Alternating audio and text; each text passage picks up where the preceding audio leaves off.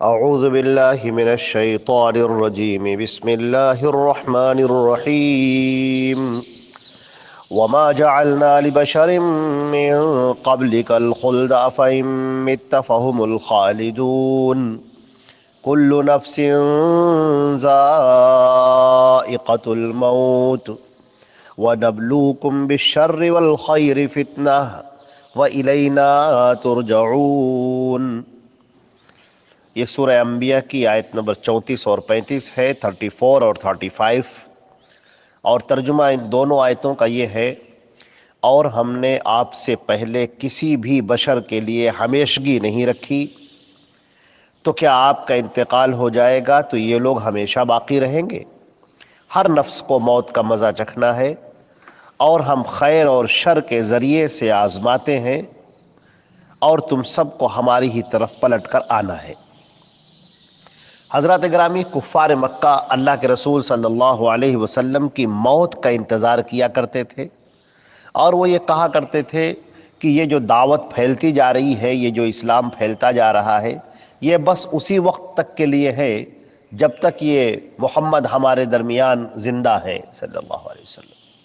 اور جیسے ہی ان کا انتقال ہو جائے گا تو یہ ساری دعوت سب ختم ہو جائے گی، تو بس ان کی موت کا انتظار کرو۔ اور وہ یہ سمجھتے تھے کہ ہم جو سازشیں کر رہے ہیں محمد صلی اللہ علیہ وسلم کے خلاف، ان کو سزا دے، ان کو قتل کر دینے کے لیے، ان کو شہید کر دینے کے لیے، تو وہ بالآخر کسی نہ کسی دن کامیاب ہوں گی۔ انہیں کیا معلوم تھا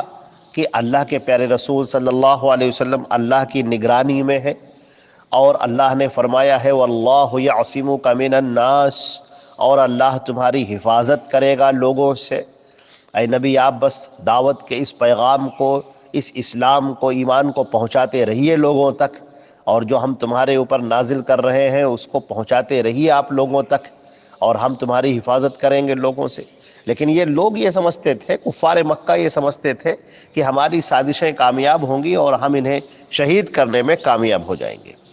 چنانچہ وہ جو تمنائیں کرتے تھے، جو آرزوئیں کرتے تھے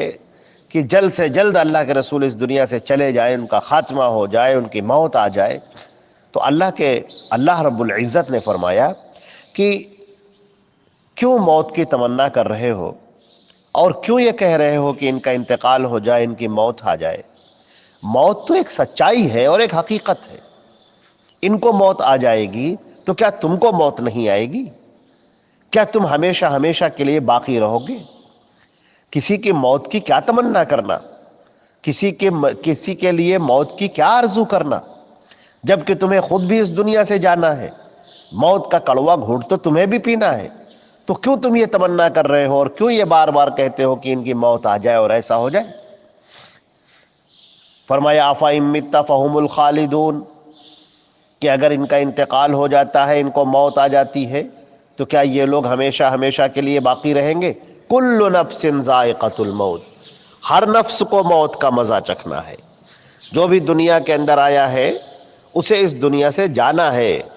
ایک وقت معینہ کے لیے وہ اس دنیا کے اندر آیا ہے، اور جب وہ وقت متعین آ جائے گا، وہ وقت جو اللہ نے لکھ رکھا ہے، جب وہ وقت آ جائے گا تو پھر کوئی انسان کو بچا نہیں سکتا۔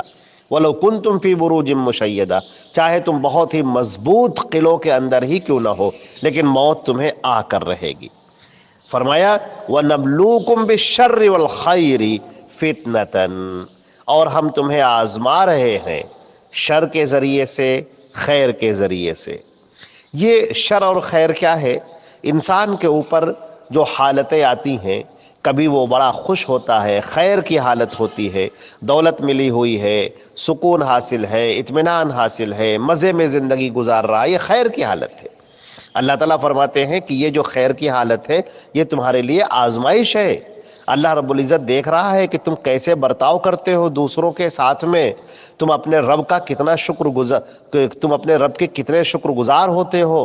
اللہ رب العزت کے لیے کیسے الفاظ ادا کرتے ہو، حمد تمہارے اندر آتی ہے کہ نہیں، شکر گزاری کا جذبہ تمہارے اندر ہے کہ نہیں، اور پھر تم کو جو ہم نے دولت دے رکھی ہے، تم کو جو ہم نے عہدہ دے رکھا ہے، ہم نے تم کو جو یہ مقام دے رکھا ہے، ہم یہ آزماتے ہیں کہ تم دوسروں کے ساتھ کیا سلوک سلوک کرتے ہو،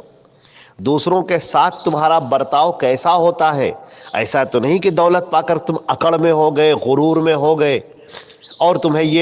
یہ غرہ ہو گیا کہ بس تم ہی اب ہمیشہ کے لیے رہو گے اور یہ دولت تمہارے پاس ہمیشہ کے لیے رہے گی، لہٰذا تم غریبوں کو، محتاجوں کو، فقیروں کو ذلیل سمجھنا شروع کر دو، حقیر سمجھنا شروع کر دو، ان کے ساتھ برا برتاؤ کرنا شروع کر دو۔ یاد رکھو کہ تمہاری دولت، تمہارا عہدہ، تمہارا منصب، تمہاری طاقت، تمہارے لوگ، تمہارے افراد، یہ سب تمہاری آزمائش کے لیے ہیں۔ یہ ہم نے تمہیں اس لیے دے رکھا ہے تاکہ ہم تمہیں آزمائیں، اور یہ آزمائش کا سلسلہ جاری رہے گا یہاں تک کہ تمہاری موت آ جائے۔ اسی طرح فرمایا گیا وَنَبْلُوكُمْ بِالشَّرِّ،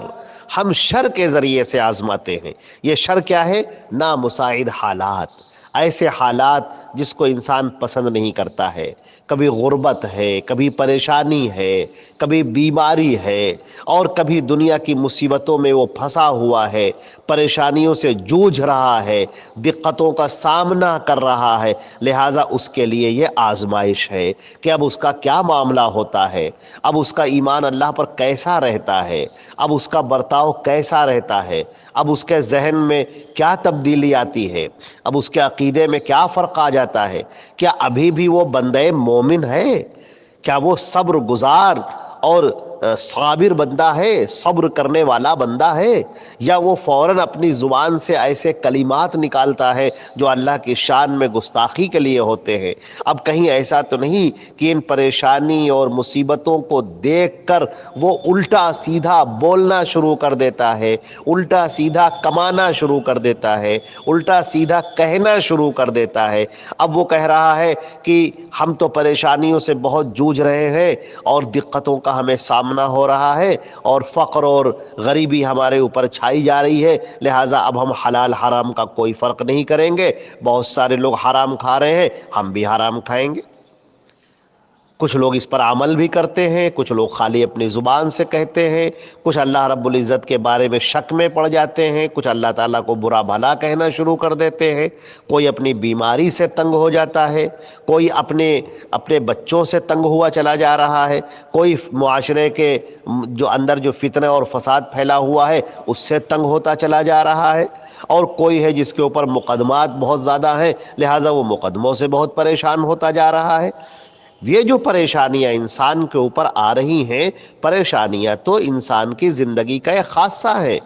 اس میں کوئی پریشانی کی بات نہیں کہ آپ پر پریشانی آ رہی ہے۔ پریشانی کی بات تو یہ ہے کہ آپ کا برتاؤ کیسا ہو رہا ہے،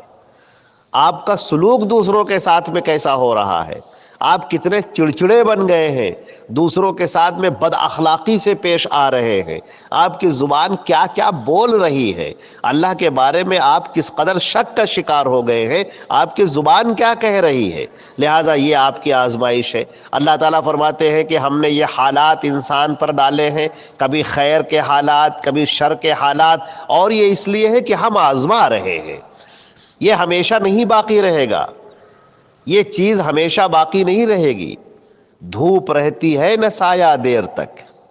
وَإِلَيْنَا تُرْجَعُونَ، تم سب کو ہمارے ہی پاس آنا ہے، پلٹ کر تم کو ہمارے پاس آنا ہے، لہذا فکر کرو اس بات کی فکر کرو کہ جب تم ہمارے پاس میں آؤ گے تو اس وقت تم کیا بن کر ہمارے سامنے آؤ گے، تم بندے مومن بن کر آؤ گے یا بندے مشرک بن کر آؤ گے، تم ہمارے مطیع اور فرما بردار بن کر آؤ گے یا مجرم اور خطا کار بن کر آؤ گے۔ اصل تو یہ معاملہ ہے، لہٰذا کبھی پریشانیوں سے گھبرانا نہیں چاہیے، ان کا ڈٹ کر مقابلہ کرنا چاہیے، اور کبھی اللہ رب العزت کی دی ہوئی نعمتوں پر اترانا نہیں چاہیے اور غرور نہیں کرنا چاہیے، کیونکہ دینے والی ذات اور لینے والی ذات دونوں اللہ کی ذات ہے، وہ کسی کو دیتا ہے اور کسی سے لیتا ہے،